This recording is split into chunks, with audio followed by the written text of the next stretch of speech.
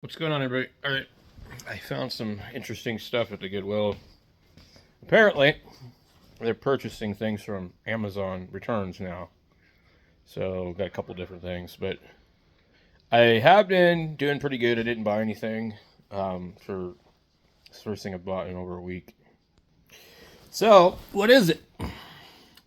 Well, it's $9.99, $9.49. I'd say it's a micro ATX, but anyway, it's got some instructions in here. It's an Amazon return of some such.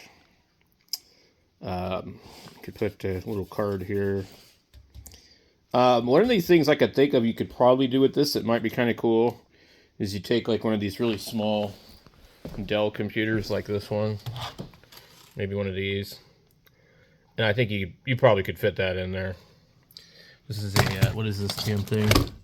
A 7050 Optiplex. Anyway, but actually the form factor, I think, of the Dell is better than this. So a couple of problems with this one right out the gate is that you have no CD drive or anywhere to even put one in the first place. So if you don't need that, that's probably good. It's called a John's Bow. They're about $89 or something like that on Amazon. There's a little tab here, pops that off. I don't know too much about these, but the sides pop off also.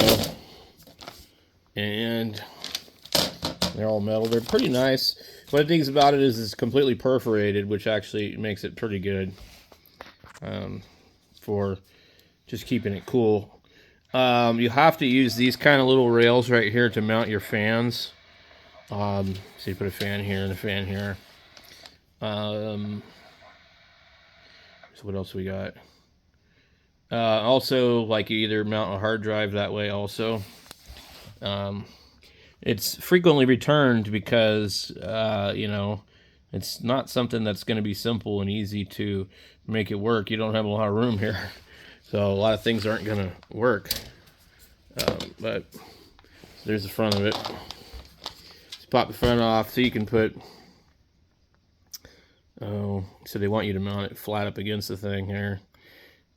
Not sure how many you could fit in here, but you're definitely not going to easily put a spinning drive in here, or not spinning drive, but a CD drive. So USB-C on the front, headphone, power switch, USB, one USB port. I mean, it's very minimal. This would be great for like me to build like a little tiny server. So there's the manual here, and so it's pretty simple. Let's see. We might be in for trouble to try and use it because none of the screws are there anymore. Just the standoffs. So if the threading of these screws is wrong, or maybe it's in here, I'll be damned. Look at that. Well, those are for computer fans. Yeah, that's cool. So we got ones for computer fans. I think everything's here. So I'll see if I have a board that fits in here. I have one or two really old boards that might fit. I think this board could fit. I'll have one other board that's around that size, but I think this board could fit.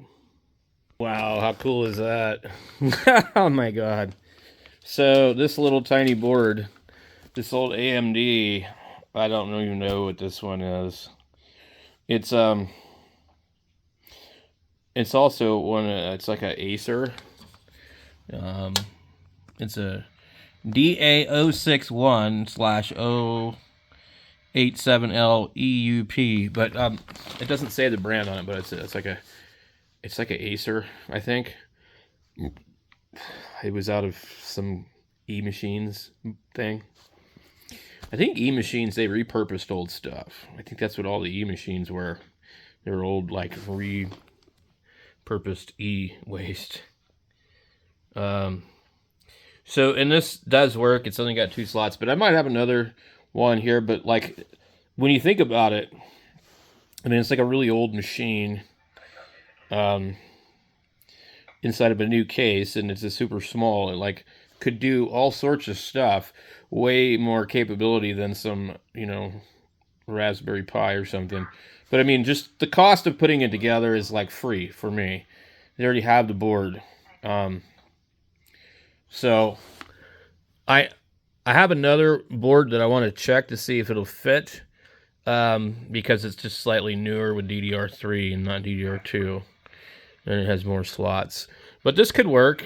It'd just be kind of a cool, fun little thing to put together, and put Linux on it. I definitely won't run Windows on anything like this. Turn it into a network server, put a big, huge, fat drive in a thing, and be done. What do you guys think?